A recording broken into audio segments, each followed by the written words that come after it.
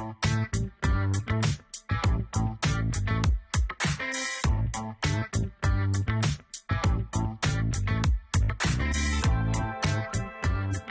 to Running on Ice, the coolest community in freight. I'm your host, Mary O'Connell, bringing you the latest tech updates, warehouse news, and everything happening in the cold chain world. Not only is there the coolest show in freight, but there's also Running on Ice, a newsletter that could not be colder. You can subscribe to that on freightwaves.com/runningonIce.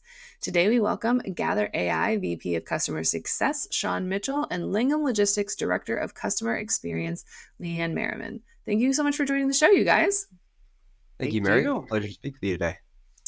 I am excited to get you guys back, or to get you back, Sean, and to welcome you, Leanne, to this fun little chit chat about the cold chain. Because, I just feel like the cold chain doesn't get quite the love that it needs to. Before we get too far started on everything today, and your fun partnership that you guys have, Sean, we already know how you ended up at Gather AI. Leanne, give us some background about how you got started at Langham Logistics. Yes, happy to. Thank you. I've been with Langham a little over 16 years. Started out in the role of project management for customer onboarding specifically. Started in the time of a recession, wasn't a lot of onboarding going on. So we pivoted to strategy at the time. My 18, 19 years prior to that was in a retail commercial business with multiple companies. And my last was in a foray where Langham was a vendor of the client or customer that I worked for. So was able, through the company I worked for before, had a buyout, something I wasn't interested in moving for, and was able to connect with Kathy Langham and a few other people here. And the rest is history. I was within a couple of months in a role over here, and I've been here ever since. Love it. I've grown into this role and up with this company, as I like to say. So that's how I got here. I'm always very impressed when someone's at a company for like greater than 10 years, because that means like you have had every opportunity to like say, I'm gonna catch you guys later. And you're just like, nah, I'm good. Like, I'm just gonna stay here. And I absolutely love that, because it's just kind of heartwarming that, like, yeah, they're good people. We like it. Yes, it does speak volumes. It's the first thing that anyone I interview asks me. Yeah. It's why. The why, right? Well, the why today is why Gather AI and Langham decided to find a cute little partnership and work together. Sean, do you mind Do you mind breaking down that partnership that kind of led you guys to end up working together? Absolutely. So we've been incredibly fortunate to work together with Langham Logistics. They were one of our early customers. We started engaging actually back in 2020. And we had a strong background before this with supporting 3PL customers, but really had very little understanding of the complex needs of life sciences and pharmaceuticals. And so Langham has been incredibly helpful in helping us shape the product in the importance of those spaces, but also the importance of cold chain and providing a higher level traceability to their end customers. And so, from the time back, over 4 years ago now, to today, we've expanded to 4 warehouses. We've provided a ton of insights when it comes to their end customers, but also we've learned a lot about how to better support our customers just using AI insights, as well as how to provide clarity and confidence to their end customers. I absolutely love that. Just kind of coming in and saying like, yeah, we got some solutions for you. We'll make it all better. Leanne, what was it that kind of made you guys go? Because there's a lot of different partners out there that you can work with that promise to solve all of your problems in the world. What was it about Gather that kind of made you guys go, or I'm sorry, what was it about Gather AI that made you guys go, hey, these are the ones that actually mean what they say? Yes. So I'll come at that a little different angle, because I wasn't necessarily involved in those conversations up front, right? So I'm on the other side of the fence internally, in that I work directly with engineering and operations. They keep me up to date, but I'm all about the customer-centric side and what they need. And so that being said, my first working with Gather AI was actually in the non-life sciences realm within Langham, for a client that I had onboarded. So 7 years ago, they were onboarded. At about the 3-year mark, we were having inventory control issues due to an integration. So they moved from SAP to S/4HANA in a major integration. And we were connected over 10 different transaction sets with this client, from upstream all the way through downstream. So there was an impact at that time, from a lot control and batch verification. So I got pulled in to get introduced to Gather AI, and that client was the first one that they started with us. So for me, within the first, I would say, 60 days, of using this and piloting it and including the customer in the output and what they had access to, we were able to shrink down the time that we were spending on the phone doing reconciliation, resolutions, all those things. And when I say shrink time, I mean at one point we were meeting 20 to 30 hours a month down to about 4, because that is how quickly the inventory got out of sync, but how quickly we were able to bring it back in sync. And to this day, they allow the drones to perform the inventory. And that's important to note because some clients require physical touch. That is, first of all, the fact that you're spending essentially a week, like a week's worth of time just trying to work through these problems with this specific customer. Because if you had to do that for every customer, you would not have enough hours in the day. Like that is absolutely insane that you were able to cut it. First of all, that you were spending that much time. That means that's a pretty significant problem if it's taking up everybody's time that much, and then it just got cut down to nothing. Yeah, I'm gonna say that's pretty. That was a pretty welcome change. For everyone in our team. So So you said that inventory got kind of out of control, which it's inventory management. Just like one pallet gets misplaced and something ends up getting out of, like, it can so easily spiral so quickly.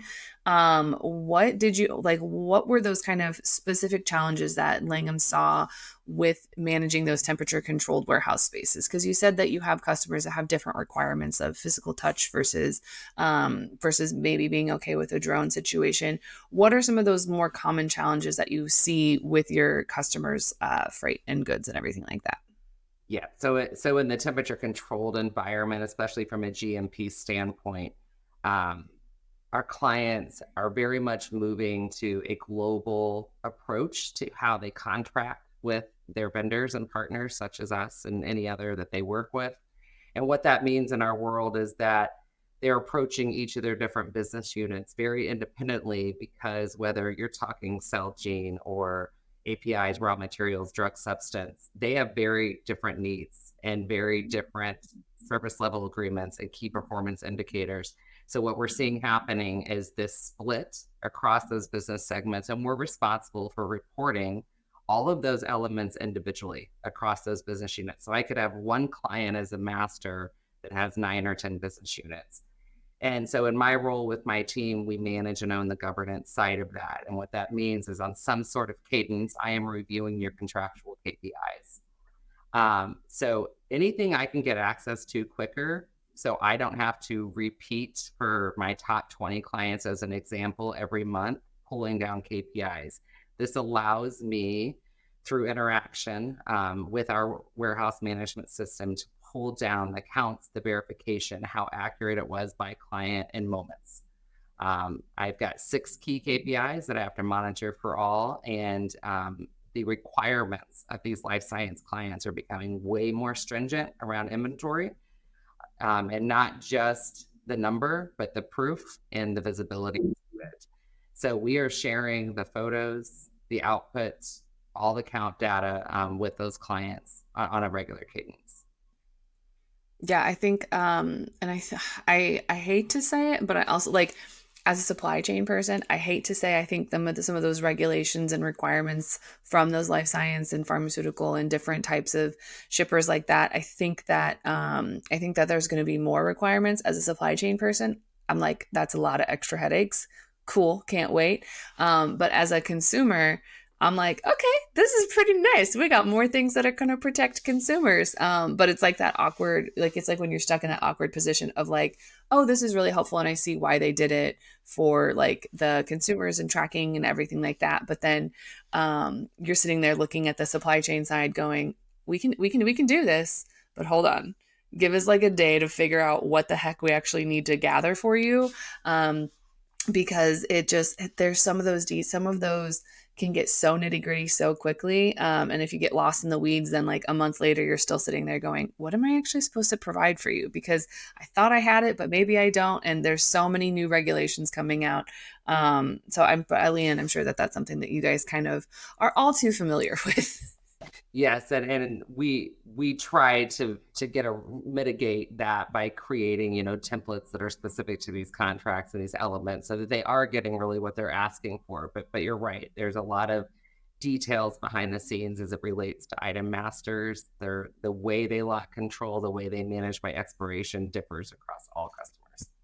Yeah. Have you guys seen, this is just me being curious. Have you guys seen like your customers as a result of like really positive inventory management experiences, like getting it down to almost no issues? Have you guys seen other customers almost like refer Langham as a result? I'm curious of like how, like, if you guys have developed a reputation for being like inventory management masters. That's interesting. Not that I'm aware of. That being said, I think it generates a ton. It is the most exciting thing during any customer visit that they walk away with. When we always finish customer visits with, tell us the good, the bad, and the ugly. What did you see in the facility? What stood out to you? And usually the guys or women, sorry, both that are from the operations environment are saying, oh, when can I get drones in my facility? It's the first thing they say. So I'm sure it's part of conversation if they're having it, with other clients, but it definitely sticks. And it taking that another step further, there are clients that have gone from weekly, monthly snapshots and things down to just at once annual because there's so much confidence in now. That is that is amazing. That is I just like hearing that when people are like, "Oh, this is really cool." And then, there's all that trust in that logistics provider to make sure that they have everything under control and you don't have to like cuz the last thing you want either as that logistics service provider or as that customer is to sit there and have to babysit them and be like, "Oh, what are you doing? Are you doing this?" That's just incredibly infuriating to every single person involved. So I'm glad that I'm glad that you guys don't, and in some instances you don't have that because there's always going to be that one customer that just is who they are as people. Yes, yes. Sean, do you guys see, because like obviously you're kind of a part of these conversations. Do you have some customers that just come up to you and go, "Can I have your drones, please?" Like as just like this is how they start the conversation. Forget the technology integration, forget that. They're just like, "Drones, please." Absolutely. And I think that's where most of our customer conversations start. They start with, hey, I'm excited about this cool piece of automation. And usually the way we look at it is people come for the drones and they really stay for what our core product is, which is the AI insights that come from those drones. We like to say that the web dashboard is the product. And when I say the web dashboard, this is the way in which you can virtually tour through your entire warehouse. You have images of every single inventory location. We read barcodes, we read text, we count cases, we identify location occupancy. And it's funny, you see people come in looking for this kind of Star Wars sort of, automation. And they go, yeah, the drones are going to come through. They're going to flip on their side. They're going to squeeze through a pallet. They're going to, direct quote from one of my potential customers going, hey, look, it's a little tight. I've got deep lane storage, but I bet you could flip that drone on its side, squeeze in between like a book, and then flatten out, take the picture, come back. And we go, that's wonderful, but let me show you what we can do. And it's usually an eye-opening experience when someone who's used to looking at lines on an Excel spreadsheet, they're used to looking at their WMS or ERP and turn around and say, wait a minute, I have now a timestamp and location stamp image of every single location. Each of my inventory controllers can do 300 to 900 locations per hour, as opposed to 45 to 60 locations per hour. And all of this has, the traceability that I can provide to my end customer. All of a sudden, the conversation changes from, hey, how cool are these drones, to, oh, there's actual operational impact that we can make. There are changes that we can, there are changes both in speed, accuracy, as well as a higher level of data transparency, where you can now make better use of your facility. I love that, but you can also do that with the drones that go sideways and then flip back, like they're speed racers or something. Absolutely. I have to say, of my team, I'm probably the worst drone pilot. But we hire we hire some very impressive individuals who can do all sorts of tricks that I can't do. I mean, look, everybody's got their strengths, and I just love that. I see what I picture the when you said like you have some very impressive pilots. This is just how my brain works. I'm imagining someone sitting there through like a drone obstacle course and just like flipping drones around and having them upside down or other things like that, which is completely ridiculous, but that's what my head pictures. Absolutely, yeah. And we used to have a drone obstacle course through our office. There were literal hoops and stuff around the ceiling, and people would fly them around on Friday evenings. But it's fun, especially because our drones fly themselves. So we come in and customers think, okay, so I have to have somebody on a joystick. Nope, it's totally hands free. Just select the pallets you want to go, drop it. It is the most boring drone operation you can ever have. However, our company attracts people who still want to play with them. I like it because you get to play with it for work, so that means it's work, it's not play. It's just it's that. But I know we've talked about that inventory management side of things where you have the picture and you can see exactly where it is in the warehouse. Leanne, have you guys really been able to leverage that like throughout multiple different parts of the organization? Obviously, from telling your shippers, yeah, your product is good. This is where it is. This is what it looks like on this day at this time, in sitting on the warehouse shelf. But then also has that kind of come back later down the line if somebody says, oh, well, this product was damaged or this is something else, you're like, actually, no, we can show you exactly how it was stored the entire time it was in our possession. Yes, absolutely. And we sort of proactively show that anyways. Whether we're asked to or not, whether whatever cycle count programs exist, we are counting most of our facilities a minimum in complete fullness once a month. Some of them are being counted 3 times a month of all locations. That's done just so we have a record of different periods throughout that month of the photos that are occurring.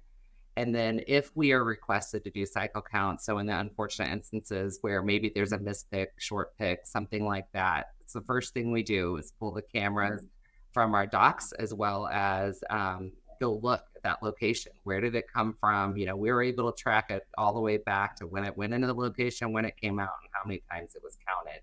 So absolutely. And they love that, because we can substantiate it with photos and all of those elements. So it is just part now of what we do. If we're asked, they automatically get it. Everyone's excited to pull down that info.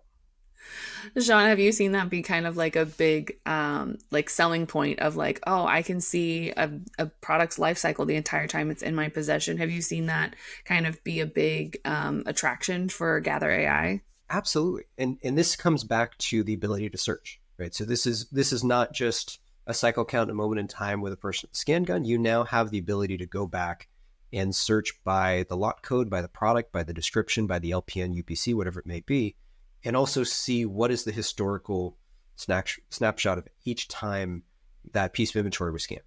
And so I actually just had my team pull up. So I mean, we've scanned for Langham over 266,000 inventory locations, which is I mean a quarter million. That's over a quarter million locations.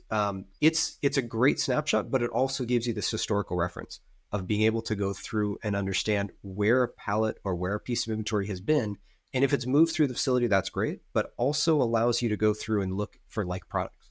So if you type in a lot code, it'll give you every location that has that same lot code and an image and an overlay of each of those locations. So it is really trying to create this visual library for you of everything in your warehouse. That is absolutely insane. I think in every way, shape, and form. That it's just I always forget how detailed you guys can get, until I like have this conversation of like different things that it solves and different things that you do, because it's just so cool, man. It's just so cool. So, Leanne, I'm kind of curious. Have you guys been able to kind of do any research or any kind of like case studies as a result of this partnership and some of the things that you guys have discovered? Yes, absolutely. I'm going to specifically speak on the life science side, and I would say that we really dove into life science application in the past year or two because we use it exclusively in one facility for inventory counting for a while before we rolled it out. And so now that we have other clients using it in all of our life science facilities, we are seeing a large benefit around utilizing it during what's known as destruction events for expired material. Um, Layham plays a large role in identifying material that's expired through our system, validating that that material is in fact what the customer wants destroyed, and then utilizing pictures to prove that. And so the drones are able to come in and do that. And this is common during fourth quarter. It's common as new drugs or materials are going to roll out. And it's also a large cost saving measure with our clients because they're paying for less storage area as we consolidate or remove material that needs to be. So that's one big win on our client side and how we're starting to utilize that. We've also recently this year, and I think we'll do a lot more of this. We partnered with Gather AI and with Work, which is the Warehousing Education and Research Council, to have an on-site demonstration at our largest new facility of the drones.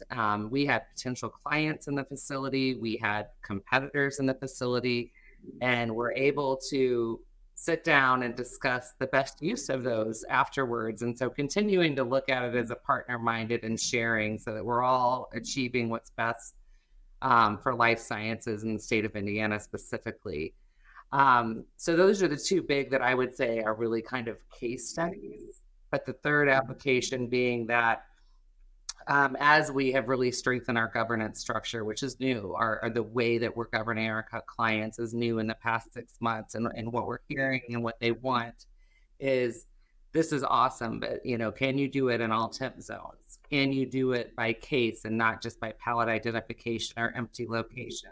Can you receive using the drones, and then can you take the temperature of the material sitting on the pallet where it's sitting in your facility? And so we're so excited that we have the opportunity to bring up all these ideas to Gather AI, and they're ready to talk about it, and we're excited for 25 because I think we'll have some cool stuff to roll out.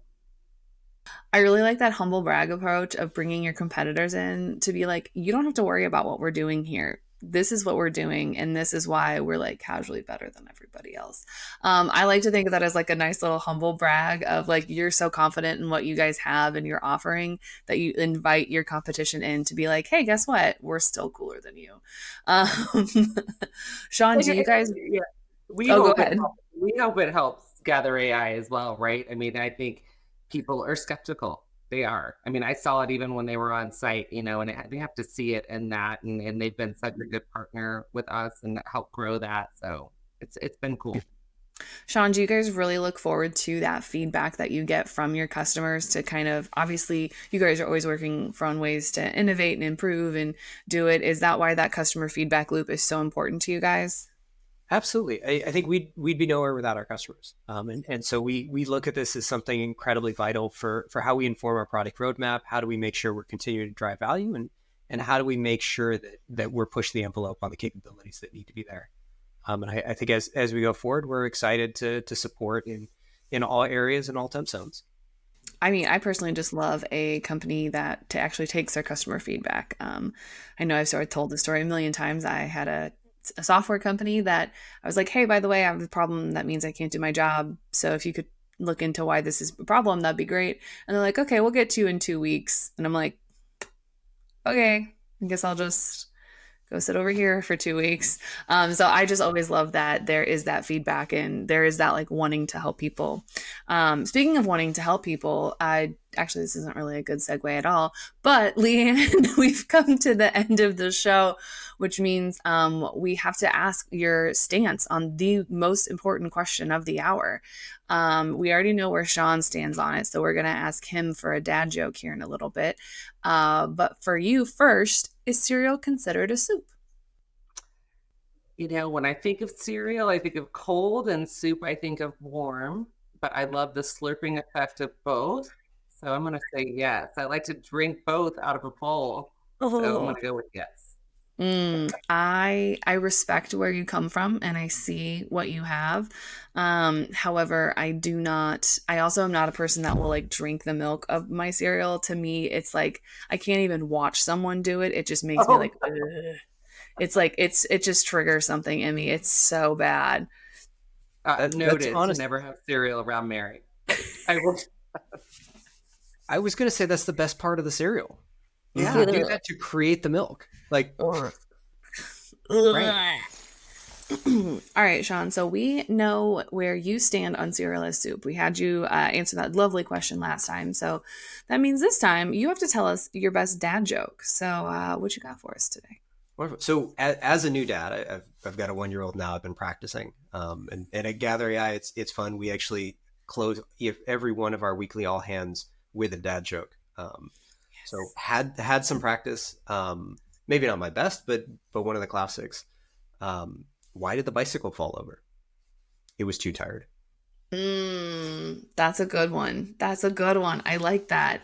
Also, I really like the fact that Gather ends meetings with or ends your town halls with dad jokes. I feel like that's good people. You know, that's good people. We talk about some deep and important things, and we're talking about the growth of the company. We're talking about how do we best serve our customers? How do we make sure that we're continuing to push, the technical envelope? And we want to close with, hey, we're all people. We're people first. And, if we can make you laugh, that's wonderful. Exactly. It's that it's what I like to say of the it's like what we do on the show. We don't take ourselves too seriously. We have a very great conversation and then, we just tackle the wonderful philosophicals of the world. Like why do bicycles stand up or can't stand up? Exactly. Yeah. It's the important things that get you through the day. Because you think It about it. is. Yeah. It's really the questions that people want the answers to. Yeah. All right. So, Sean, if anyone has any questions about how they can either play with Gather AI's drones or if they need help with inventory management, where can they find you outside the show? Absolutely. So our website's the best place, www.gather.ai. You can learn more about our solution. You can watch videos. You can also request a demo. We'd love to talk to you. We'd love to learn more about your warehouse, about some of your inventory control needs. And again, we're happy to come out and provide a live on-site demo of exactly how the system works, if that's something that you'd need. So, Leanne, if anyone has any questions on your cereal as a soup take, or if they kind of want to know how you guys became masters of inventory management, where can they find you outside the show? Yeah, I think the easiest way is on LinkedIn, directly with my name, or just under Langham Logistics. And our website is very easy. It's Langham versus just Langham. There's no logistics on the end, and the contact us is right there on the top. So those are the two best. Awesome. You heard it here first. Leanne's DMs are open. Thank you both so much for joining us today. Thank you so Very much much for having us. You can catch other episodes of Running on Ice right here on FreightWaves TV, YouTube, or anywhere else you get your podcasts like Apple Podcast and Spotify. Need more Running on Ice news? No sweat. Subscribe to the newsletter on freightwaves.com/runningonIce. See you on the internet.